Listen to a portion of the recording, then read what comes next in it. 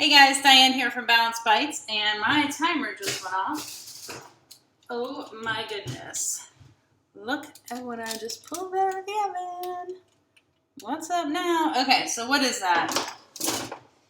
That is salted mocha biscotti from Beyond Bacon. See this fantastic book by Stacey Toth and Matthew McCary. They are the Paleo parents.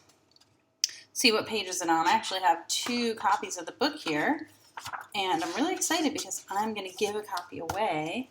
Here is the recipe that I'm following. Salted mocha biscotti. Okay, if you follow my website or my page at all, you know that I am not a baker. So it's telling me to do things with a mixer. I don't have a mixer. I have one of these with the beaters. I had to ask my mom to bring it over. I don't bake. I'm terrible at baking. Oh, by the way, check out this new t-shirt I have, What Do You Do for Cardio? From our friend Jen Sinkler. I lift weights faster. I don't know if you can see that. Anyway, that's what I do for cardio. Lift weights faster and hold a mixer and try not to break anything. Okay, so Beyond Bacon. Awesome book. I have a little fun quote on the back here from yours truly. This book is talking all about how to use the whole animal when you're cooking, well, in this case, pig. And I think that's a fantastic idea. This is a great book for anybody who's getting like a pig share, a CSA, where you're getting the whole animal and you just aren't really sure what to do with it. Or sometimes even the farmer will cut the pig up and then leave out like organ meats and different parts and just assume that you don't want them, but you can probably get them included, maybe even for free. You may not even have to pay extra for that, or you just let them know that you want it. So what I want to tell you guys today is, well, first of all, I'm making this recipe. Actually, let me set a timer because I think I have to let those cookies rest for an hour and then I can cut them and rebake them. Here's the funny thing. I actually wanted to have my dad make this recipe because he's made biscotti pretty much my whole life until maybe about 5 years ago when most of us in the family stopped eating gluten. And so he really had nobody to make it for anymore. He could give it away, but none of us would really eat it. And so he hasn't made it in a while, and I really wanted him to make this recipe. I wanted him to see what it would be like to, bake with grain-free flours, which he really hasn't dabbled with too much since kind of abandoning the whole high gluten flour situation. And I really wanted him to make it, but we had a bunch of family stuff going on this weekend, and he just really didn't have time. I thought it would have been a more fun video than just watching me yap for another 5 minutes. Anyway, so he didn't get to bake it. I'm baking it. It's like fingers crossed that this is going to work. I mean, I followed the recipe, and I do not ever blame a baking recipe if I mess it up because, like I said, not a baker.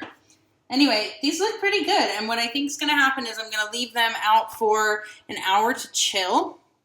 As you probably know with biscotti, it's the kind of cookie where you bake it, you let it just cool down, and then you slice it and then bake it again. It's like a twice baked potato kind of thing, but it's cookies. So we'll see what happens. I'll come back and we'll check them out, and I'll bake them again, and then I'll taste test them for you. But they look amazing. I'm going to show you again.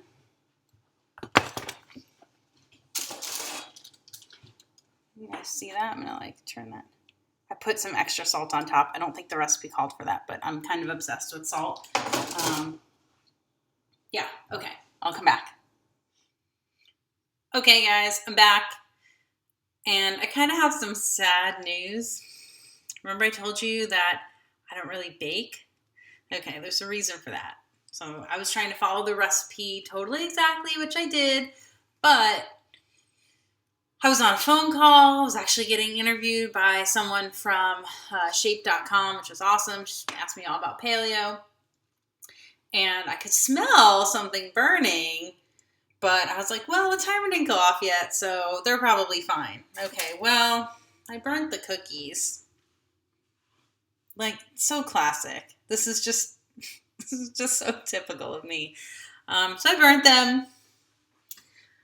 It's really sad because there's all these cookies, all this biscotti. Let me turn the camera. All this. These guys are a little too burnt. So here's the thing. All of us who write recipes for you, we get them tested. We find out what's going on. We make alterations. But you know what? There's no magic here. Maybe my oven is just hotter than other people's ovens. It's brand new. Maybe that's what happened. I don't know. I do know I'm pretty much the saddest person right now because this is a whole tray of mocha salted biscotti. I'm still eating a couple of them, don't get me wrong. I might just cut the bottom off. I'm going to do that. I'm sorry, I'm like totally in the bright sun over here. The window in my kitchen is lovely, but it doesn't make for the best. Yeah, I think I could have just baked them the second time, because they baked twice. I probably could have just baked them like literally 5 or 10 minutes instead of, I think it was 25. Wait. Maybe here's where I got it wrong. Oh, I did. I overbaked them by 10 minutes. I put them in for an extra 25 minutes. I was supposed to put them back in for 15. So there you go. This is why I don't bake. One false move and your whole batch is screwed up. Some people cook, some people bake.